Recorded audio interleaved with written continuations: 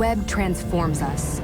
We become data, code, uploading our very selves to a place we call the cloud.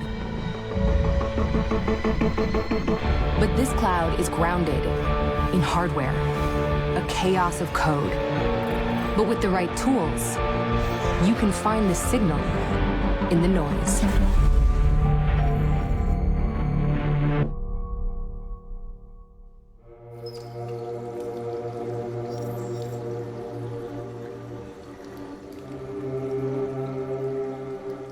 Nobody ever suspected anything.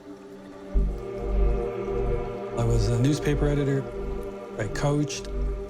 I was volunteering my time. I had really good friends, and I had a really good family. That's probably one of the reasons it came as such a shock to people when I was arrested. I've had to spend my whole life lying and explaining and being worried about, is someone going to figure this out? I've tried to control myself the best I could. I've tried to lead the best life that I possibly could.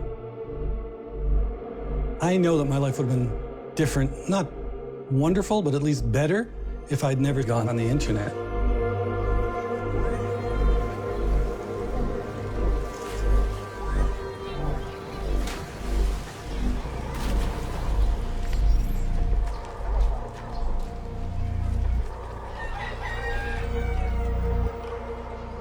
Kwarto niya, gitawag ko ni ate, dali ragod.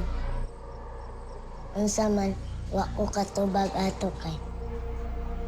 Ipasod ko dito niya, ipahubo ko sa ingon to si hubuon ako ang akong sanina niya. Kuandayan ko sa computer. Kita ko Amerikano na naghukas. Nitanaw siya nako. A girl on the other side of the world, drawn into the darkest corner of the internet. Here, you can find child porn, drugs, guns, fake passports, counterfeit money. It's a place where everyone is anonymous and invisible to law enforcement. Welcome to the dark web. You might be tempted to see it for yourself. And what's the harm? What's one more click?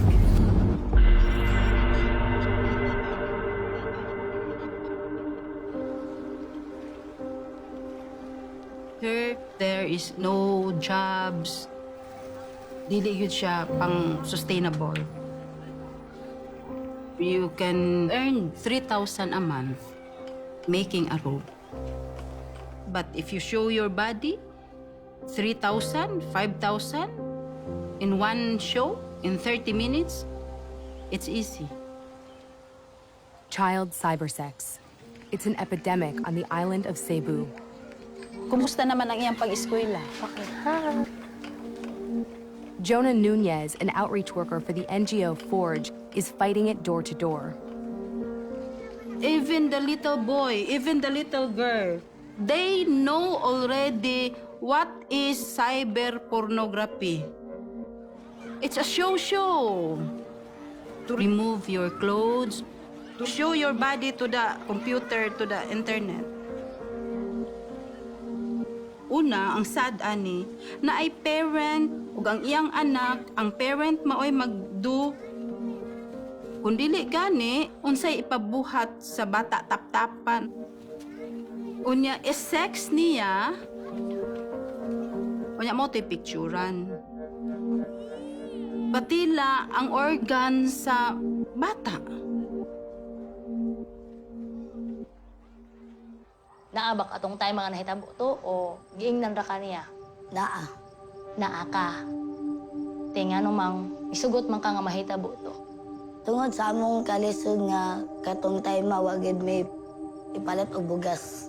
Tungod sa cyber sex para makatabang siya sa amo ang pamilya. Internet access is growing faster in the Philippines than almost anywhere in the world, and 80% of it is broadband. On the other end of these cables are servers. some hidden in the dark web. You need a special browser to access this part of the internet, one that conceals your computer's IP address. The first of these browsers was Tor, the onion router, named for its layers of encryption. Tor and the dark web was originally a project started by the Navy Research Lab here in the United States to protect the communications of U.S. government personnel.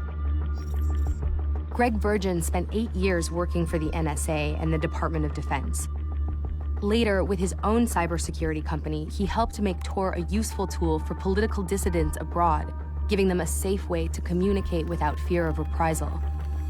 So, Tor project has servers all over the world, and those servers accept connections from users like our guy here, and then bounces that signal around. All of these connections are encrypted, so no one can piece together who this person is and what this person is doing. The government made Tor freely available, and it was soon put to more sinister use. The dark web was born. Every day, an estimated 2.5 million people use Tor to visit the dark web. The amount of child porn here is staggering. Over 100 million sexually explicit images of children, not to mention live streaming on webcams. So I've just opened up the Tor browser, and now it's possible for us to anonymously browse the dark net. To avoid breaking the law himself, Greg looks only at text, not images. This is a site that's live right now. You can see that there's a really disturbing trend toward younger and younger children that the dark web fosters. Some ages as young as infants. There's even a term called pedomom for mothers who are trading their children around in the community. There have been a number of sites dedicated to child torture, conversations about exactly how to torture a child. Greg's goal is to understand how child porn is traded on the dark web so that law enforcement can stay a step ahead. Just to gain access to these sites, you have to trade in original child abuse content. They are getting you to break the law to make sure you're not law enforcement and weeding out people who aren't authentic pedophiles. It's a community of relentless users that's becoming more and more difficult for law enforcement, for analysts to break into.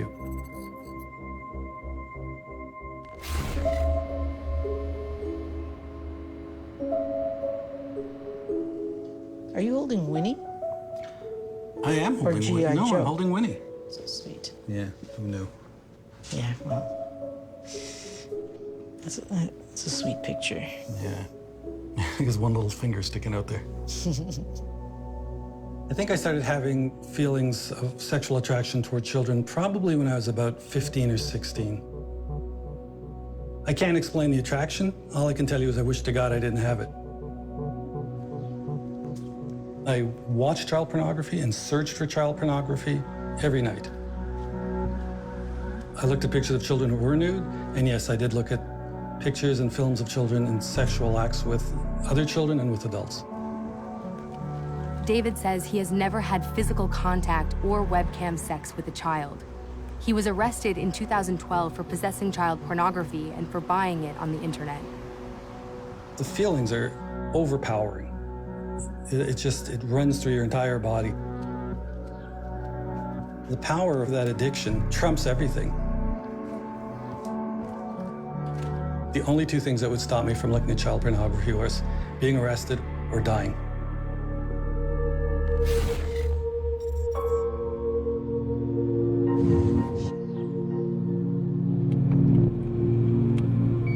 I'm interested in getting into these individuals' minds, this very secret place of being aroused by a situation like that.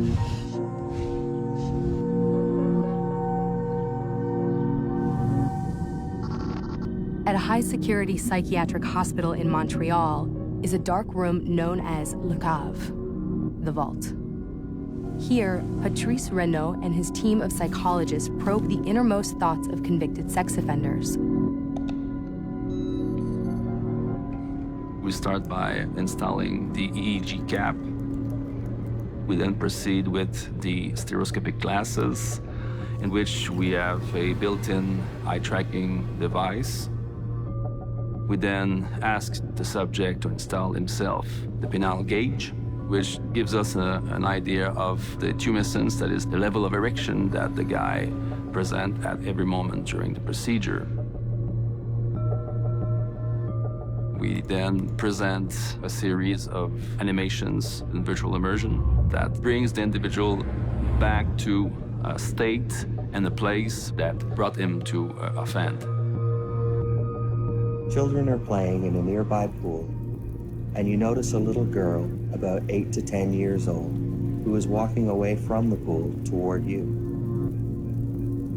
You are thinking about how much you would like to touch her. While the subject is immersed in this virtual scene of the crime, the team monitors his physiological responses. If he tries to suppress his erection by looking away, the eye tracking catches him. The results are used to determine how dangerous the offender is and whether he needs to be incarcerated. With the guy that we're working with at the moment, we recreated a scene in which he was molesting a 6-year-old girl in his apartment and killing her afterward, sadly. So we want to understand what motive the individual had at the moment. Is the killing also a sexual part of the crime? So it becomes a way to go even deeper in the psyche of the individual as it comes to his sexual preferences.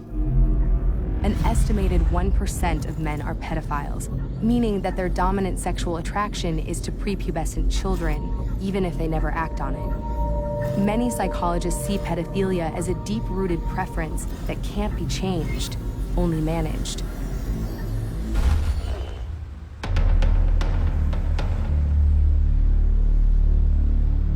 Sa may button na sa internet kasagaran.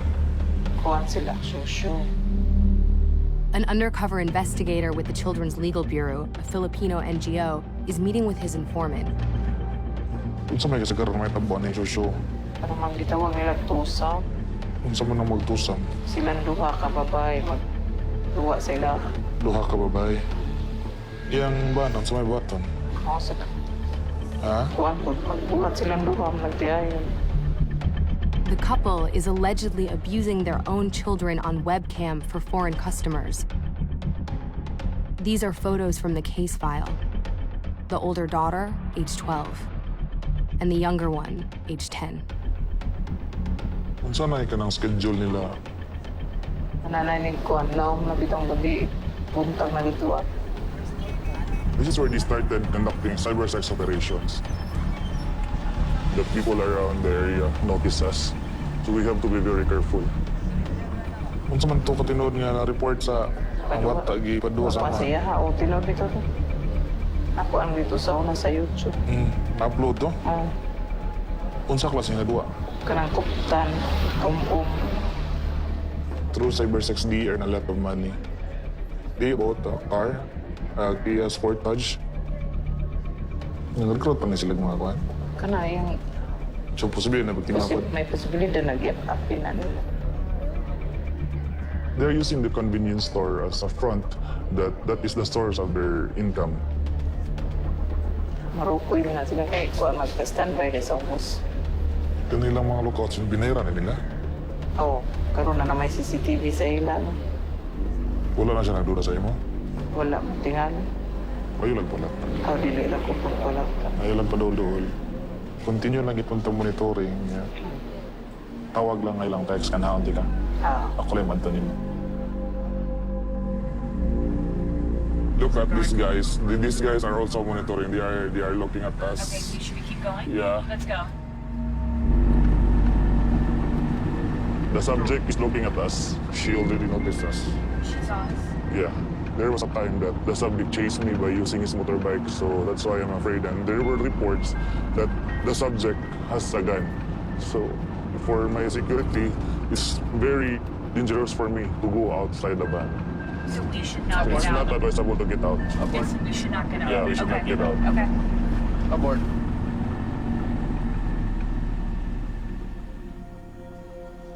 Kilantan akong mama.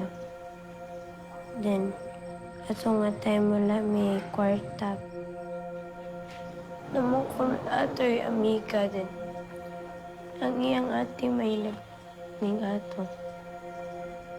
So then, ni-offer ko nga pwede ba ako. Instructionan mi nga pa kupo nga mong upper nga sanina din. Kinsa may nakita nimo dito sa pikas nga sa kamera? Ang foreigner, Unsay pangidaron? 50 plus. Unsa may imong mahinumduman sa imong gibati adtong panahon na? Naglago. Kay diha ba sa inyong dapit nabay ubang mga kabataan naghimo pud sa ingon? Halos tanan. Kung imong ma-estimate pila ka kabuok?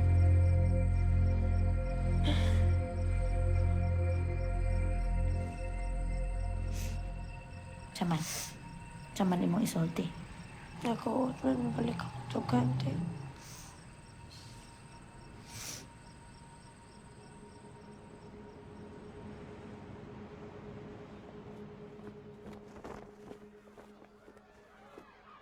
Maka-observe ta sa bata no nga pagka kung siya appeal aning activity para niya wala nay value ang iyang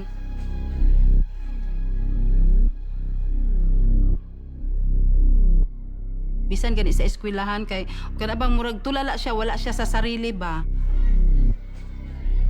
ang trauma anak niya naa nagpabilin sa iyang kaugalingon. Ang mga bata gibiktima sa kanaang mga sa kanang mga tao but worst ang foreigner. Nganong gingon naman nila ang mga bata diri sa sakit.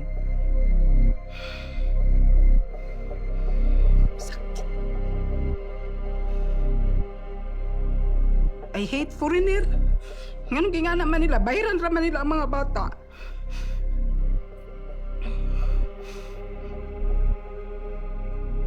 Tungod ba kay maka-afford sila? Maka-afford sila, magpadala dayon sila kwarta. Wa sila kahibalo, naa sila'y anak.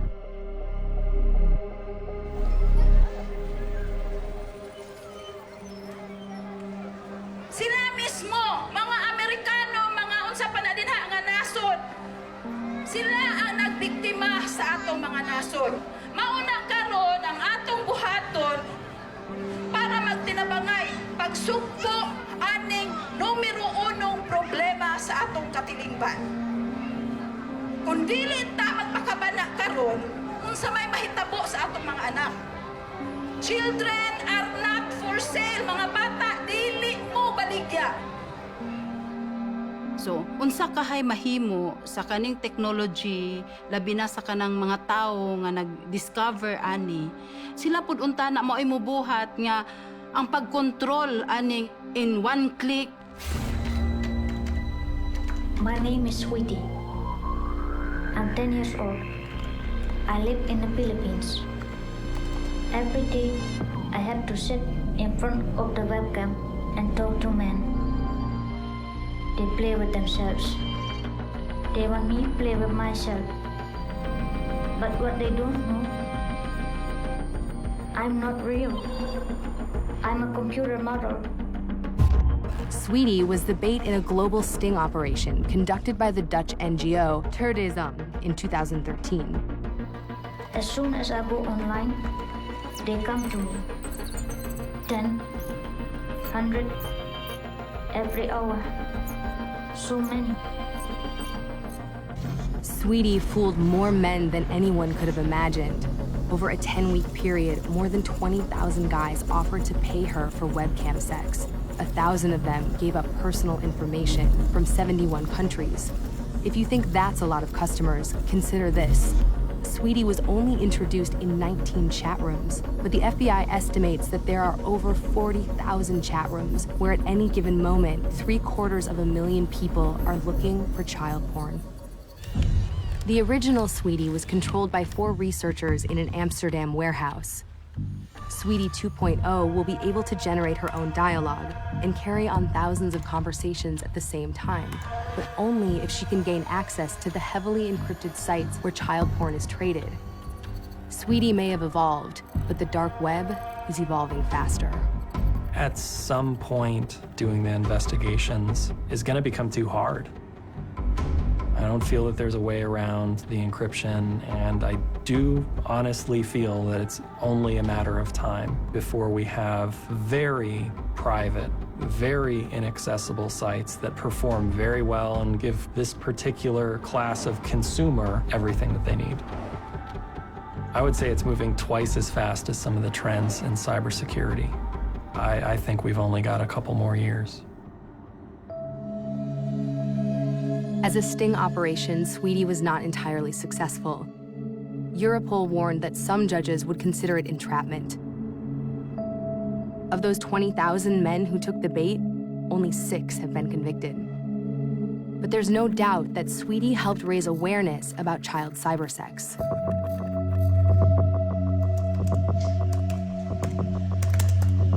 Shortly after my arrest.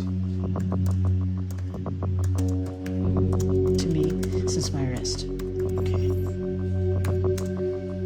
And my phone number. Oh, and your phone number.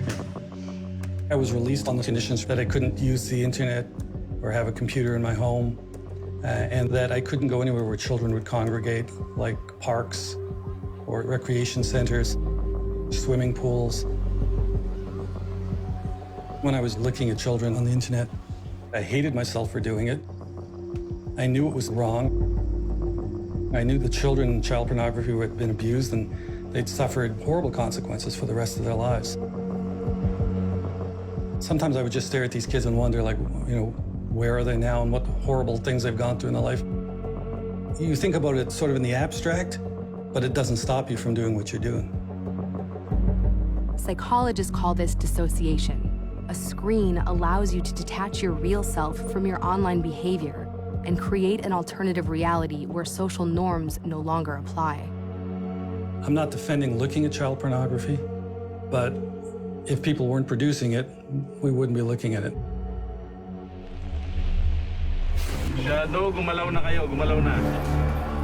Producers of child pornography in the Philippines are being targeted. Every so often, another raid makes the news. Children watch the police take their parents away in handcuffs. The children are relocated to a government shelter where they live until their parents serve out prison terms.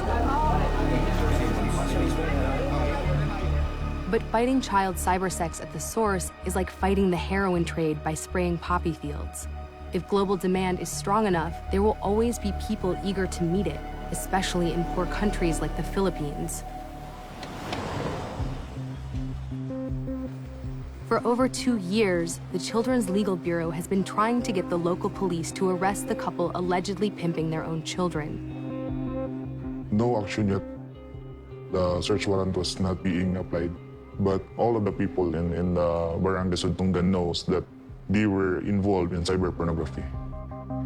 The investigators have built an impressive case, including a floor plan of the house, everything they need for a search warrant. But every time they schedule a case conference, the police postpone. You'd think the community would be up in arms. The community, they already know the operation of this family. But some of their neighbors depend on this family because they can easily borrow money from them. So it's better to keep silence and do nothing. What we're seeing right now on the dark web is market creation. So in much the same way, there were a bunch of failed social media site attempts before Facebook. What we see in the dark web is sites, forums that are coming and going, and a community of relentless users who are really working to build what hopefully I'm wrong about is this more perfect way of sharing child pornography. If 1% of the general population really has these cravings Think about the amount of currently unmet demands these networks could be meeting. It's a very dangerous time. It's a bit like an arms race, in a sense, because with the advent of internet and virtual reality, pornography evolves, and child pornography will evolve. And we try to be always a step ahead. Professor Renaud and his team are exploring the use of virtual reality to help pedophiles control their impulses. Even if something bad happens here, let's say he has a full-on erection, there is absolutely no children. It's virtual. Which raises an intriguing question. What if child avatars like Sweetie could be used as virtual partners for pedophiles? A safe way to satisfy their urges. Maybe fewer real children would be harmed. It's a risky proposition. For some men, it might have the opposite effect. Using virtual reality to experience sexuality is a very delicate matter, since some fantasies may be lived very intensely and can leave a trace in the brain. So where is the boundary? Where's the limits? What can we really allow individual to do? There's no cure. There's no crackdown that will delete child pornography from our world. We're left to our own devices and our ability to learn that every click has consequences. I don't think anybody can explain their attractions. I think it's the luck of the draw. We can't control what we are. What we can control is what we do. Meanwhile, child cybersex continues to spread, especially in the developing world. If we can address the poverty, if we can address the vulnerability, that is really what we should be doing regardless of what's happening online. Para nila makatabang nila, pero unsa kay hulagway sa atong komunidad kung ingon ani na ang atong mga bata. We are fighting this battle for the future of our children.